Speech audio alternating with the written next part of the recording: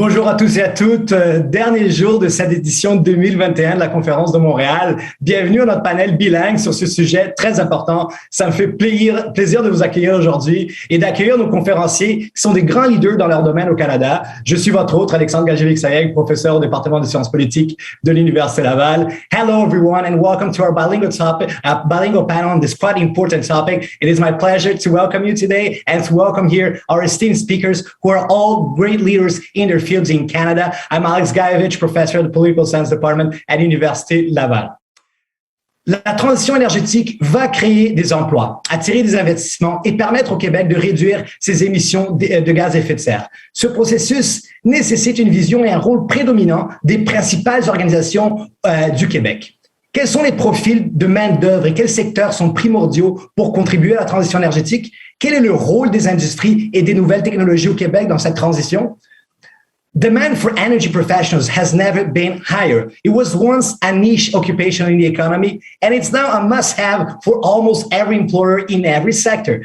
The energy transition will allow for jobs creation and investments, which will require leadership and vision from the main organizations in Quebec and Canada. What is the type of workforce needed, and what are the sectors that will most contribute to the energy transition? To answer this question, please welcome our speakers, Cathy Big, Kevin Nielsen, Maren Smith et Sébastien Mousseau. Cathy Big est la présidente de l'Ordre des ingénieurs du Québec, un organisme qui encadre 65 000 professionnels du génie au Québec. Elle a reçu plusieurs distinctions, dont le prix Top 40 Under 40 lors de l'édition de 2019 de ce prestigieux concours national. Ces réalisations ont été reconnues par plusieurs organisations, comme la Fédération des chambres du commerce du Québec, Ingénieurs Canada et l'Académie canadienne du génie. Madame Beck présentera le rôle que sont appelés à jouer les ingénieurs pour trouver des solutions innovantes qui faciliteront la transition énergétique.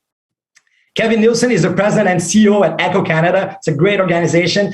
Kevin rejoined ECO Canada in September 2016 to commence the role of president and CEO. Among many other things, at ECO Canada, Kevin was responsible for the establishment of the Canadian Centre for Environmental Education, and he was instrumental in the launch of regional network events and academic partnerships all across the country. He will be presenting on labor market insights, the energy transition, and the future of jobs in Quebec.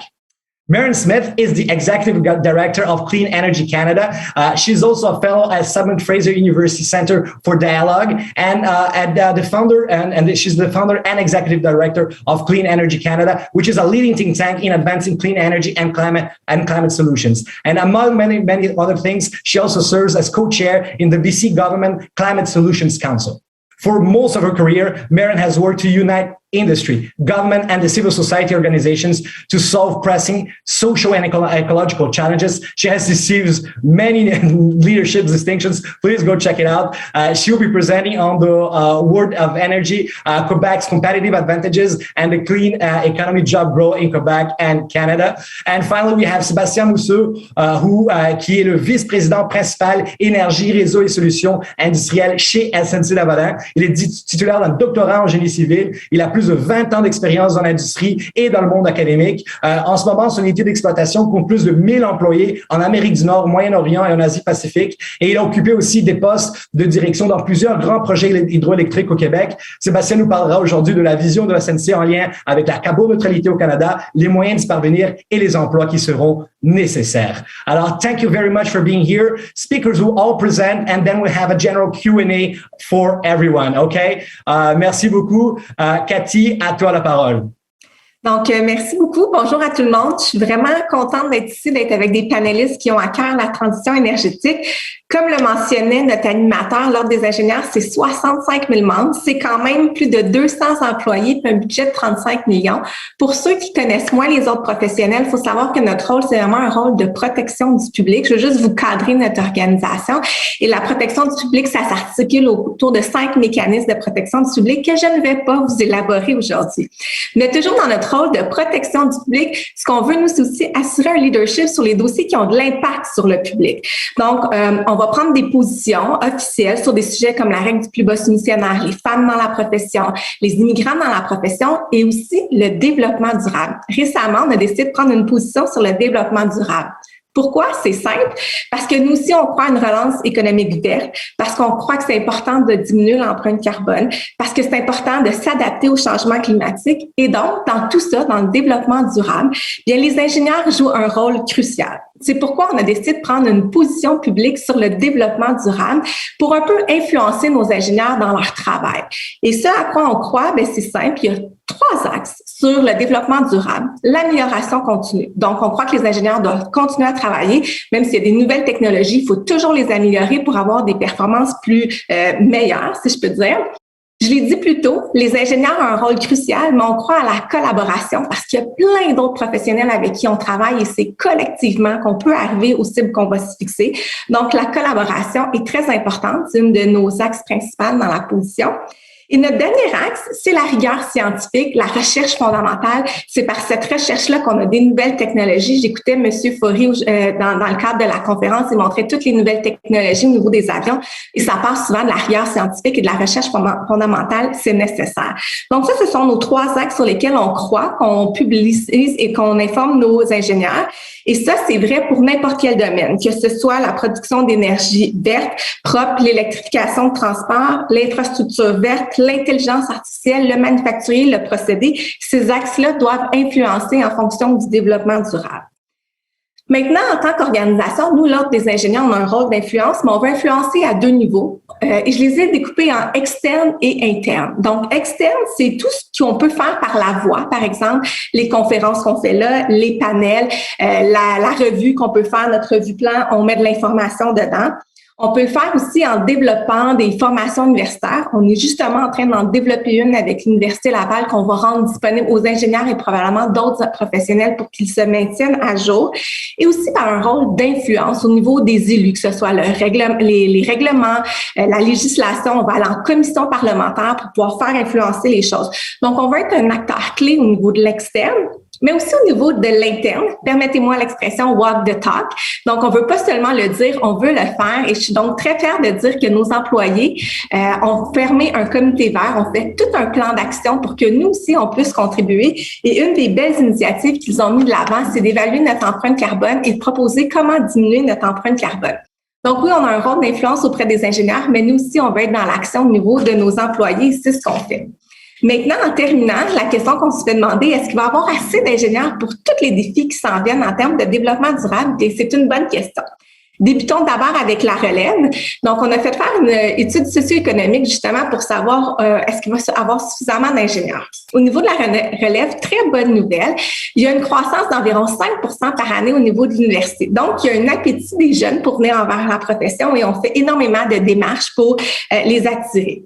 Est-ce qu'ils vont être intéressés par les défis changement climatique, développement durable? Puis on leur a demandé avec quels critères allez-vous choisir votre emploi dans le futur?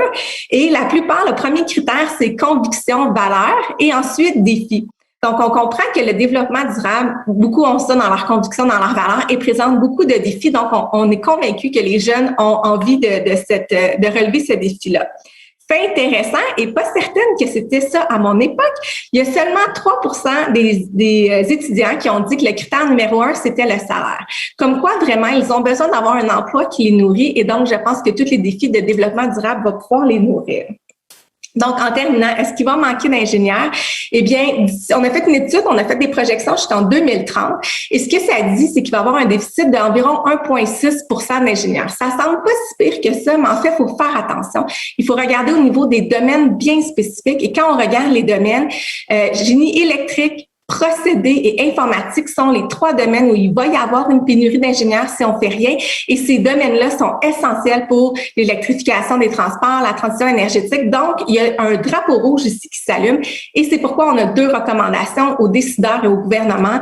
Il faut atténuer la pénurie de main-d'œuvre et également adapter les programmes et les formations universitaires pour s'adapter aux besoins du marché. Je m'arrête ici. Je pense que dans le cadre de la table ronde plus tard, je pourrai élaborer davantage sur ces 2 recommandations. Donc, au plaisir d'échanger dans quelques minutes avec vous. Merci beaucoup, Cathy. Effectivement, on a déjà tous et toutes des questions pour toi.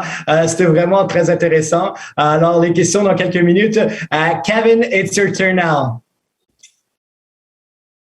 Thank you very much, Alex, and thank you, Kathy, for your opening remarks as well. My name is Kevin Nielsen. I'm the CEO of Eco Canada. Eco Canada is a national workforce development organization dedicated to support the environmental sector from an HR point of view. One of the most important things we do is to track the labor market. We try to see what are the opportunities, the trends, and what can we capitalize on to create a strong economy within the environmental sector. With the pandemic, one of the things we wanted to see was how did the environmental employment fare compared to total employment? We know from Statistics Canada that pre-pandemic level employment was at 19.1 million across Canada. We lost 1 million jobs as a result of the pandemic, down to 18.1. That has now largely been recovered. So we see a V-shaped trajectory in employment overall. Within environmental employment, we did not see that same trend. We saw a continuous growth, cumulatively speaking, throughout the pandemic. In fact, over the first 12 months of the pandemic, environmental employment saw a growth of 5%, which is quite remarkable. Our projections is that the economy, the workforce in the environment will continue to grow, and we anticipate a 17% growth to 2025. In addition, we expect close to 30% of the current environmental workforce to be retired by 2029, which is a significant challenge. And the biggest challenge and the most critical shortage we anticipate is within the mid-career segment. We know that the 40-year-olds is the smallest segment working in the environmental sector at the moment, and we need to make sure we do things to elevate the mid-careers into the senior level roles as the senior people are retiring. Looking at Quebec specifically, we know that there's 131,000 environmental employees in the province of Quebec as of 2020. And our forecast model for 2025 suggests that as many as 26,700 new environmental opportunities will be available, both for replacement and expansion in the province of Quebec. We know that any or every industry requires environmental experts. The number one industry segment is within the professional, scientific, and technical services, followed by manufacturing, public administration, and construction. We know in Quebec, in particular within sustainable development, is where positions will be posted over the next few years. And if we look at occupations that are in greatest demand in the province of Quebec right now, if we purely look from a growth point of view, water and wastewater treatment plant operators tops that list, followed by architects, meteorologists, and climatologists, and electrical and electronics engineers. If we look at the top occupations in demand based on replacement due to retirement, in addition to the obvious senior managers and executives, civil engineers tops that list of positions needing to be replaced due to retirement.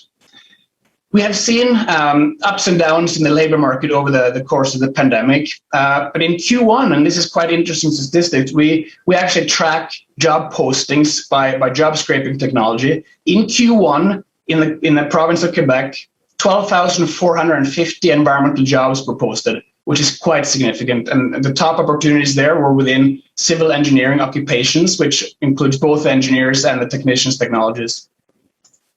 As the sector is growing quite rapidly in the province of Quebec, as it is elsewhere in the country, attracting talent from outside of the province becomes important. And one of the things Eco Canada publishes is a compensation guide, which is meant to be a benchmarking tool for employers to have a fair salary based on levels, based on industry served, and a number of other factors. And if we compare the median salary to environmental workers in Quebec, it is actually the lowest of any province across the country.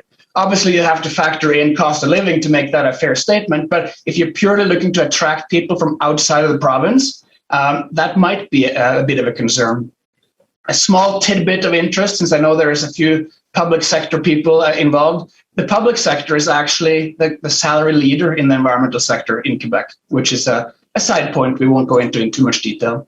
The Quebec landscape is quite strong when it comes to export of environmental goods and services. We know that Quebec exported for $2.35 billion worth of environmental and clean technology goods and services in 2018, which is actually more than a third of Canada's total export.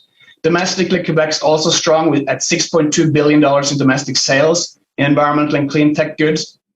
And we know that some of the key areas in Quebec are in clean energy services, non-hazardous waste management technologies, industrial air pollution and flue gas management technologies, and monitoring and reduction of greenhouse gases and air pollution technologies.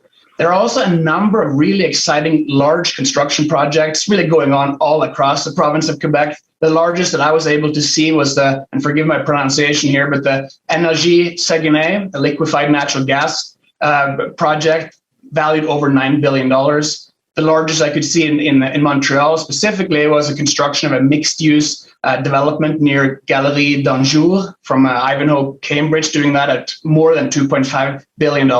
All these projects require a strong workforce of environmental experts. We also know that the federal government, in collaboration with the Federation of Canadian Municipalities, have invested close to $1 billion through its Green Municipal Fund for feasibility studies and plans and pilot projects in 5 specific municipalities across the province that again will drive demand for employment in the environmental sector up. In addition to industry being very strong in Quebec, governments are also very committed. Most of you are probably very familiar with the 2030 plan for green economy that has a series of policies and action plans. And in addition to government and industry, individual citizens in the province of Quebec are also very, very committed. One of our, an election poll I looked at from the previous election suggested that as many as 40% of Quebecers list the environment as a more important issue than the economy, healthcare, and taxes, which is quite astonishing. As I know I'm running close to my timelines, I just want to summarize some of my thoughts here. We know that the environmental sector in Quebec is growing at a rapid rate. We know that workers are retiring. Really, companies need to invest in HR, in training, and onboarding of new staff to make sure that they avoid a massive competition for talent that will come in this growing sector very soon.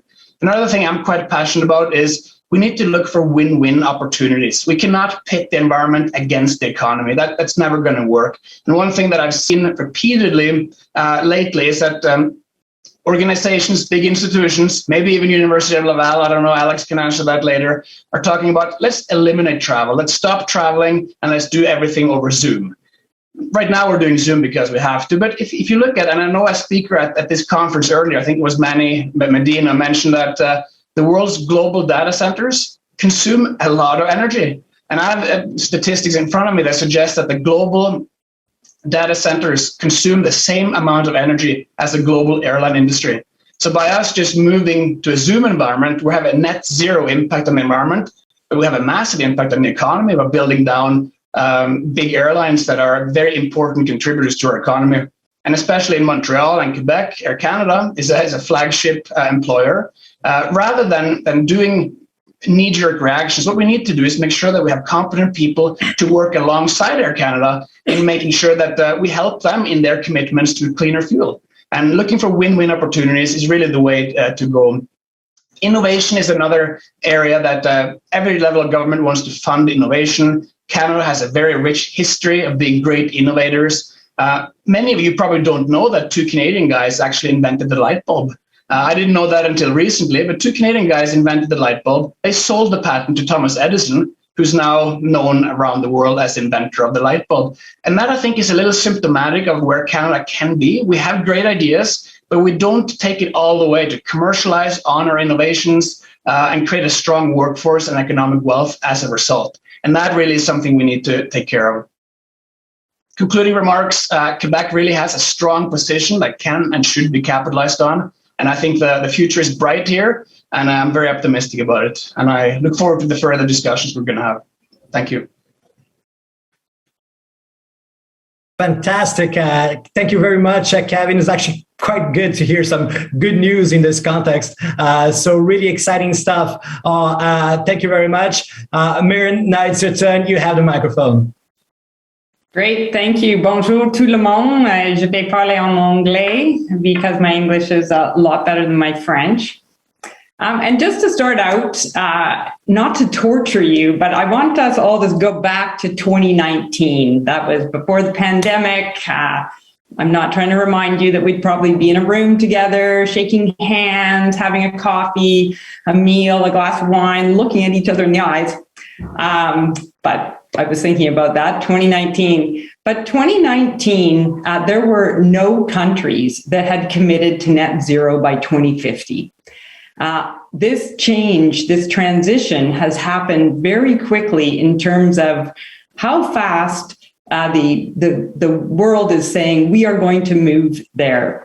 Norway was the first country that committed to this in 2019. Now there are 137 countries that have adopted, legislated, or are in the process of putting in place net zero goals. And that's not just Canada, but our largest trading partners, the US, the EU, China. And that means those countries are looking for goods like metals or minerals, steel, aluminum, energy, other products that are made in low carbon ways. And that demand is only going to increase. So when we're talking about jobs and where this is going, this is moving very quickly and countries are trying to catch up with this. Canada, I would say, is in a catch-up mode. Another indicator of this change, if it was 2019, I would have probably started this talk out by asking you all who here has an electric vehicle or is planning to purchase one as their next vehicle. And, surprisingly, I'd ask you to put up your hands and people would look around and more than half the room would have their hands up. And I would say, look, this energy transition, I would be trying to convince you that this energy transition is real and is happening. But you've all seen the news. We've seen this is not a conversation over in Europe or China about electric vehicles, but we have the Detroit 3 not just committing to make electric vehicles, but they have timelines, they have dates when they're going to stop building gas-fired vehicles, and they're actually setting up production here in Canada, in Ontario, in Quebec. We're seeing electric vehicles and batteries, etc., being produced.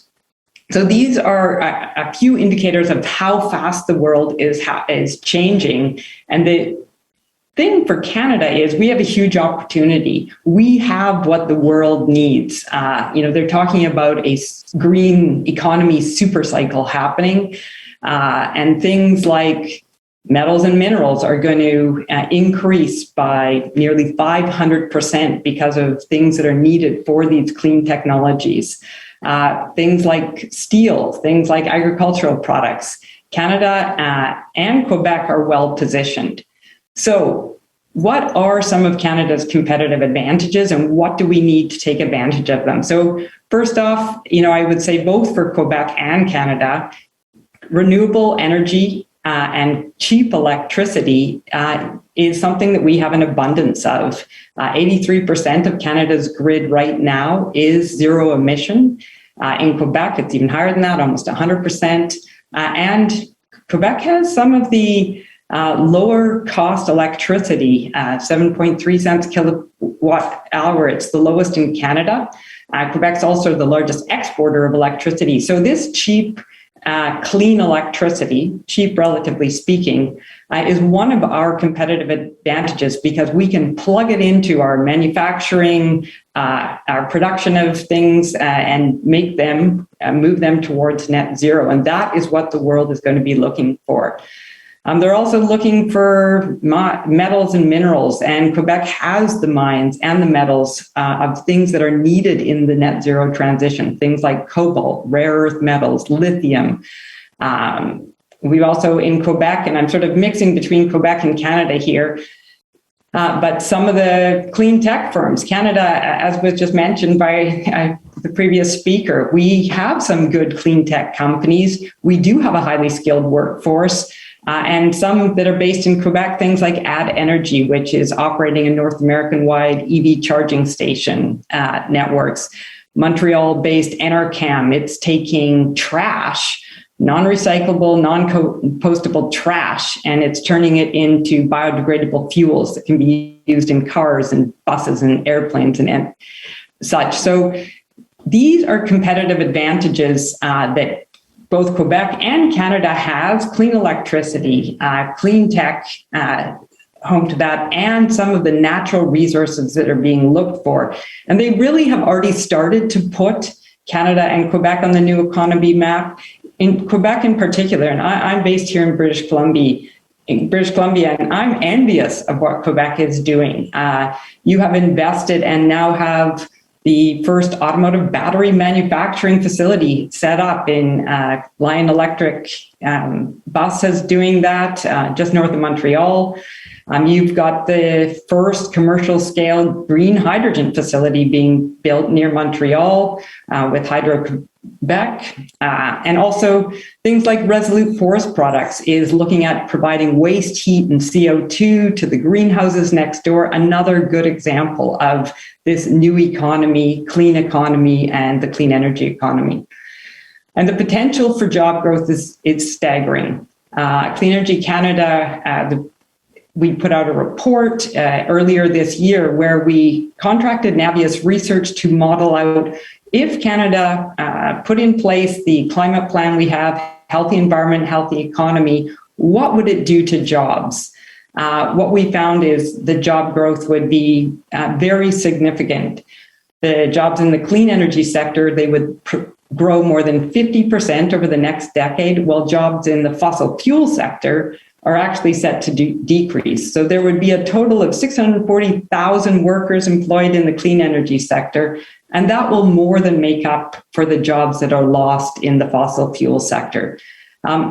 Again, this was done just based on the climate plan that was announced federally last December. It does not include either the budget announcements or the more recent platform announcements about what the government could do. A couple of key areas here just to talk about. Jobs in the electric vehicle technology sector, they would be significant, grow 40%. 184,000 people would be employed in that industry. Huge potential for Quebec specifically there as well. Another area that's being looked at as a huge opportunity is hydrogen. And things like hydrogen fuel cells for trains, buses, trucks. So these jobs are expected to grow 27% per year between 2025 and 2030. A lot of numbers, but just to say significant potential for Quebec there as well. So transportation, which is a big part of Canada's emissions, is also a great potential job opportunity in both the electric vehicle, the battery, and the hydrogen sector.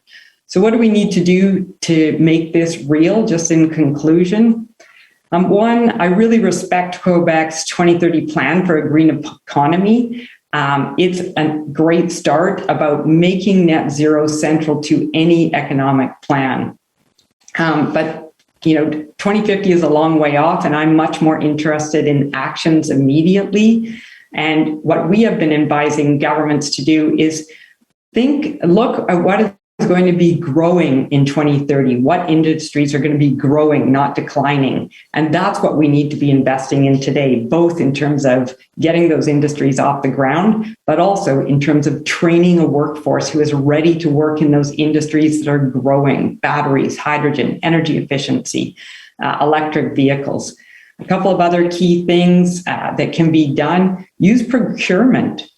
Domestic procurement is what a lot of countries do to help their clean tech companies get off the ground, buy their products, buy those electric buses that Lion Electric is making.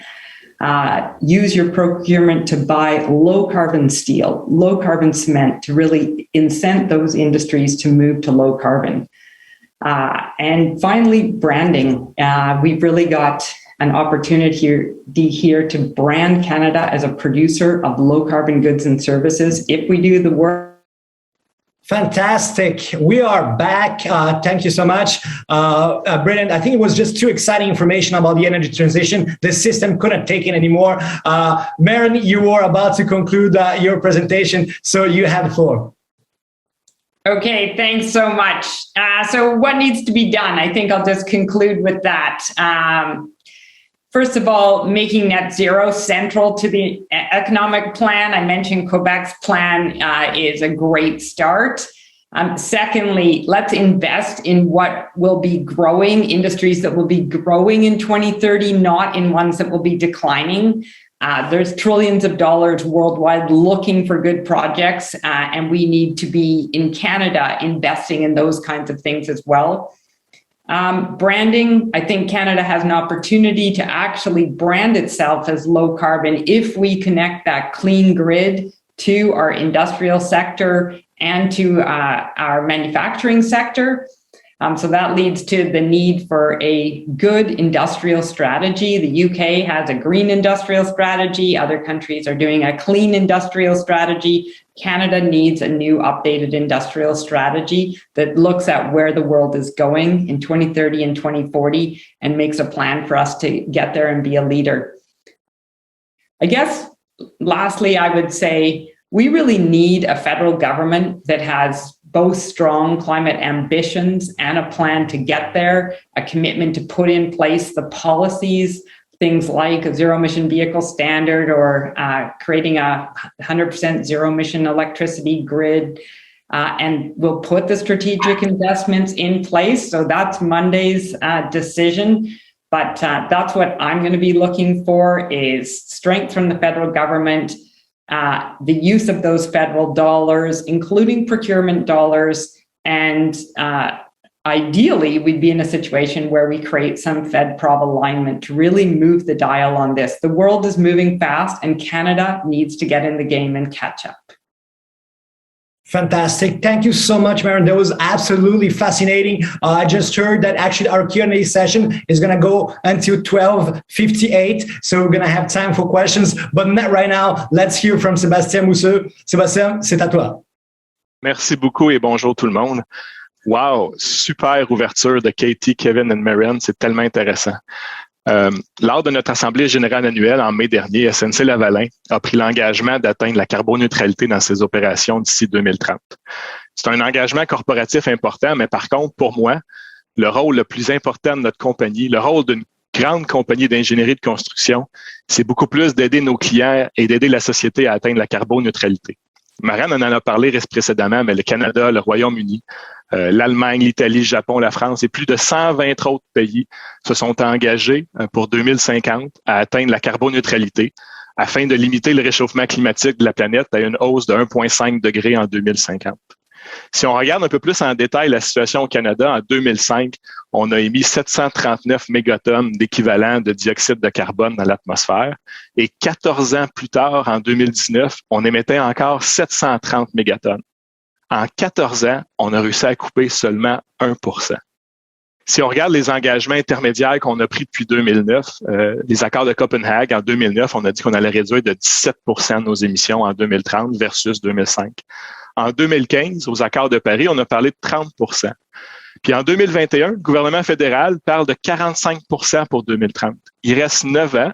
On doit encore couper 44% de nos émissions si on veut atteindre nos engagements intermédiaires. Le défi est immense, puis c'est maintenant qu'on doit faire quelque chose. La grande question, c'est comment on peut arriver à la carboneutralité en 2050.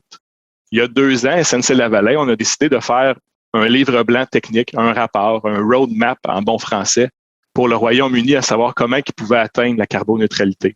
On a fait la même chose depuis 1 an au Canada, le rapport qui a été publié en mars dernier. Puis aujourd'hui, je ne veux pas passer à travers les 155 pages du rapport, mais juste vous parler de nos recommandations principales. On avait 8 recommandations dans notre rapport. La première recommandation, c'est d'amorcer immédiatement une transition vers la production d'énergie électrique propre à 100%. On est chanceux au Canada. 82% de l'énergie électrique provient de sources propres. Par contre, on produit encore de l'électricité à partir de combustibles fossiles en Alberta, en Saskatchewan et dans les provinces maritimes. Notre deuxième recommandation, c'était d'électrifier tous les secteurs. Électrifier tout, ce qui est techniquement possible. Les gains majeurs vont probablement venir principalement du chauffage résidentiel, commercial et industriel, mais aussi de l'électrification des voitures et des camions légers. Par contre, cette électrification massive de notre économie, ça va résulter en une hausse de la demande de l'énergie électrique au Canada. Actuellement, la demande globale au Canada, on parle à peu près de 500 TWh, puis on prévoit avoir besoin de 1200 à 1500 TWh d'ici 2050, ce qui va demander des investissements massifs dans ces infrastructures-là. Notre troisième recommandation, et celle-là est très intéressante, c'est de débuter une réflexion au sujet de la planification du réseau électrique canadien en optimisant les collaborations interprovinciales. Présentement, on a plus d'interconnexions nord-sud, des interconnexions avec notre voisin américain, que d'interconnexions entre les provinces d'est en ouest. Pourquoi? parce qu'actuellement, ça fait du sens économiquement. Mais dans l'avenir, quand on va prendre en considération les émissions de gaz à effet de serre, puis en optimisant la génération d'énergie électrique, les interconnexions Est-Ouest ou avec les provinces vont devoir prendre de plus en plus d'importance pour le Canada. Pour y arriver, on est aussi d'avis qu'il va falloir toutes les sources de génération. On va avoir besoin de l'énergie hydroélectrique en Colombie-Britannique, au Manitoba, en Ontario, au Québec et au Labrador. On va avoir besoin d'énergie nucléaire en Ontario. On va avoir besoin de l'énergie éolienne sur terre et en mer dans les océans Pacifique et Atlantique. On va avoir aussi besoin de parcs solaires, là où ça fait du sens, et probablement encore de l'énergie thermique à base de gaz naturel, couplée avec des technologies de captage puis de séquestration du carbone, ou à base d'hydrogène avec le développement de nouvelles technologies. Notre quatrième recommandation, c'est de mobiliser le milieu des affaires et de l'industrie. La carboneutralité, ça représente une occasion de croissance incroyable pour l'industrie et pour l'emploi. Et la révolution, parce que pour moi, c'est une révolution, ne pourra pas avoir lieu sans la participation active du milieu des affaires. Notre cinquième recommandation, prendre rapidement un engagement envers l'innovation et le développement de technologies émergentes, et ce, dans tous les secteurs. Sixième recommandation, et je pense que Marianne en a parlé, mettre sur pied un marché de l'hydrogène. Pourquoi? Parce que l'électrification, ça va probablement montrer ses limites avec certaines activités et procédés industriels qui sont très énergivores, comme les camions lourds, le transport maritime, le transport ferroviaire et l'aviation. On pourrait même arriver à puiser dans nos surplus d'électricité propre pour produire de l'hydrogène vert à partir d'électrolyse. Septième recommandation, super important, travailler et collaborer avec nos communautés éloignées, nos communautés autochtones, dans tous ces changements et ces projets, afin d'avoir des solutions qui soient inclusives, justes et équitables. Finalement, là, tout ça, là, c'est notre huitième recommandation, c'est aussi qu'on va falloir opérer un changement social. On va devoir repenser nos actions, on va devoir éduquer les Canadiens, on va devoir changer nos habitudes de consommation. On devra revoir nos méthodes de construction de nos infrastructures si on veut garder le cap vers l'objectif final qui est la carboneutralité. Maintenant, selon moi, quels vont être les emplois en lien avec cette révolution? Parce que je le répète, pour moi, c'est une révolution. Ben, c'est certain que je suis biaisé. Je pense que tous les domaines de l'ingénierie vont être nécessaires pour mener à bien cette transition-là. On va avoir besoin d'ingénieurs civils pour construire nos nouvelles infrastructures, mais aussi pour réhabiliter nos vieux bâtiments afin d'en améliorer leur efficacité énergétique. On va avoir besoin d'ingénieurs mécaniques, des ingénieurs chimiques pour le développement de moteurs à hydrogène, de batteries, puis améliorer nos procédés de stockage puis de séquestration du carbone. On va avoir besoin d'ingénieurs électriques pour tout ce qui touche l'amélioration du réseau électrique. Évidemment, on va avoir besoin de techniciens, des ouvriers spécialisés pour collaborer sur ces grands projets-là. Puis quand je m'éloigne un peu de l'ingénierie, ben ça va nous prendre des entrepreneurs, des développeurs de projets, des preneurs de risques, des investisseurs, mais aussi des scientifiques, des biologistes, des chercheurs, et j'en passe. Puis juste pour vous donner une idée, là, au Québec actuellement, chez SNC-Lavalin, on a 200 postes techniques ouverts qu'on n'arrive pas à combler, juste au Québec. Je parle pas du Canada, je parle seulement du Québec. J'aimerais terminer en conclusion. Je pense que c'est important. J'aime beaucoup le concept de, on parle du Québec, j'ai parlé du Canada, mais tu sais, les gaz à effet de serre, là, ça n'arrête pas aux frontières. C'est un problème global. La pollution, elle n'arrête pas entre le Québec et l'Ontario, puis elle n'arrête pas entre le Canada et les États-Unis. Tout est mélangé dans l'atmosphère. Au Canada, comme je l'ai dit, on parle de 730 mégatonnes d'équivalent carbone dioxyde. Au Québec, on parle de 80. Mais quand on regarde autour de nous, là, on parle de 1850 mégatonnes en Russie, de 6600 mégatonnes aux États-Unis, de 16 100 mégatonnes chez le géant chinois. Puis globalement, sur la planète, on parle de 60 000 mégatonnes d'équivalent de carbone, de dioxyde de carbone à l'atmosphère. Pour moi, j'y vois une extraordinaire opportunité d'exporter notre savoir-faire québécois. Merci. Puis, c'est maintenant l'heure des questions. Génial. Merci beaucoup, Sébastien. Je pense que tu fais pas mal du tout de prêcher pour ta paroisse. Ça a l'air très plausible que le monde va avoir besoin d'ingénieurs à l'avenir. Alors, justement, première question pour Cathy et pour toi. Je voulais savoir, qu'est-ce que l'Ordre des ingénieurs pourrait faire pour atténuer la rareté de la main-d'œuvre dans les secteurs d'avenir? Est-ce que SNC-Lavalin a aussi un rôle à jouer là-dedans? Cathy, ton micro est fermé. On voit ça lors des ingénieurs. On a fait l'étude, on voit qu'il va manquer des ingénieurs dans certains domaines. Sébastien le mentionnait. Et avec les données que Kevin a partagées et Maren, c'est évident qu'il va en manquer. Il faut travailler. Donc, nous, on travaille sur ce qu'on est capable d'avoir de l'impact. Donc, les professionnels formés à l'étranger, on entend souvent qu'ils viennent ici, qu'ils n'arrivent pas à pratiquer. Donc, on a réformé complètement notre façon de les évaluer. Maintenant, on a réduit les délais de 66% pour le délai d'attente pour obtenir le permis. On les accompagne. Donc, tout ce qui est la compétence étrangère qui vient ici, on veut la reconnaître, on veut leur donner le permis. Un autre des axes sur lesquels on travaille, c'est la place des femmes dans la profession. On est seulement 15% de femmes ingénieurs. Dans les nouvelles inscriptions, c'est seulement 20%. Donc, tous les femmes actuellement ne viennent pas nécessairement dans la profession et on fait énormément de travail pour leur montrer comment elle est belle, notre profession, comment elles peuvent avoir l'impact. Et ça, si on a plus de femmes, mais ça va augmenter la présence des femmes. On fait beaucoup de campagnes de valorisation. On est très présents dans les écoles. Donc, nous, on travaille vraiment pour augmenter le bassin d'ingénieurs, mais c'est juste une partie de la chaîne. Je pense que les gouvernements et les entreprises doivent faire également beaucoup de choses. Peut-être ça pourrait être intéressant d'entendre Sébastien comment eux vont contribuer à atténuer cette rareté de la main-d'œuvre-là. Mais nous, l'Ordre, on est vraiment engagés et on a des résultats significatifs et on continue dans ce sens-là. Moi, c'est de la musique à mes oreilles quand j'entends ça parce que chez nous, notre matière première, ce sont nos ingénieurs. C'est la base de notre business, ce sont nos ingénieurs. On travaille extrêmement fort à attirer les meilleurs, mais on travaille aussi extrêmement fort à garder les gens. Fait qu'on a développé dernièrement des plans comment intégrer les nouveaux arrivants, les nouveaux ingénieurs pour les garder. Mais je pense que Cathy, elle touche un point super important ici quand on parle de la mobilité des ingénieurs étrangers et des amener avec nous. C'est super intéressant. J'entrevois, puis je le vois actuellement dans nos business, on a une pénurie d'ingénieurs. On en cherche.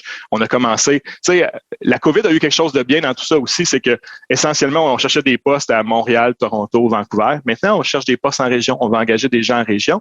Puis je pense qu'on va aller même au-delà des frontières où qu'on va avoir un bassin de ressources globales qui va nous aider à livrer nos projets. Si je peux ajouter, Alexandre, Sébastien, peut-être qu'il y a aussi un moyen de ceux qui veulent aller à la retraite, trouver un moyen de les garder actifs au niveau des entreprises le plus longtemps possible, puis avoir une bonne rétention. Ça, je pense que c'est important aussi au niveau des entreprises, sur lequel nous, on a moins de levier, mais que j'entends beaucoup que vous faites là, pour garder vos... Ouais. Je pense que dans l'entreprise privée, ça va quand même bien, ce sujet-là. OK, parfait. Ben, génial. C'est vraiment des excellents points, Cathy, Sébastien. Merci beaucoup. Maren, Kevin. So I think that from what everyone has said, I think it's quite safe to conclude that the transition is going to create more jobs than jobs will be lost during the process. And I think we're also going to have some healthy economic growth associated with the energy transition. Now I would like to know, you said, I think you both said that companies are going to need to invest in HR and training. I want to know, talking about like collaborations between the private and the public sector, all these companies going to need help for all these training that is going to be required for workers. What can be done to give workers the tools to fill this job, these jobs, and actually who has the responsibility to pay for this training and support? I don't know who you wanted to go first there, but I'll step in. It's a good question. Often everyone can point fingers at someone else. Academia is your job, or government it's your job, or corporations it's your job to fix it. But honestly, it is obviously everyone needs to contribute to it. One of the things we try to do is publish skills needs. What are the skills needs of today and of tomorrow? And that's something academia needs to review and make sure that they educate the next generation of workers with the skills needed by industry. Industry needs to invest in hiring young people. There are a number of different programs to support with that. We administer several wage subsidy programs and training subsidy programs to assist employers. So I think really all those components need to work together, but everyone needs to take responsibility for themselves. Companies right now may think, we're struggling a little bit, so we're not going to hire as many people as we probably need. We're going to save money. Well, if most companies have that approach at the moment, then there's going to be more competition for talent because you won't be developing the next generation that you know you will need. But I think actually that, to be honest, the opposite is the challenge right now. Most of the employers we speak with can't find people. They can't find the workers they need. And that's a challenge as well. Maren? Yeah, I would build on that and just agree fully that what we don't have in Canada is clarity about what skills are needed. I would say we need a worker transition plan. All the government's talked about, as have many of the parties during this election, the need for transition strategies for workers. But interestingly enough, I think it's what skills are needed. The new people coming into the workforce are going to get the skills they want. There's lots of evidence that people are very interested. Young people are very interested in working in the clean tech sector, clean energy sector, being part of a green or clean economy. I just looked at research this morning from Blue Green Canada, a group of unions and environmental think tanks and others, and they put out a report that says 3 in 4 oil and gas workers actually have directly transferable skills for clean energy or IT occupations, and only 7% of their workers would require, some kind of moderate training to retool for the new clean economy jobs. So I think what's missing is a clear plan, both outlining the workforce needs and outlining how Canada is going to transition. Like I said, it's around investing in what are the industries that are going to be growing in 2030 and being very clear about that so that the workforce can align itself. Fantastic. And I think the role for government in helping to create that kind of thinking and clarity nationally for the country. Fantastic. Thank you so much. So I like to hear that there's going to be like a lot of collaboration between the private sector, government, and the academic sector. So it's going to be a lot of job for us here in the academic sector.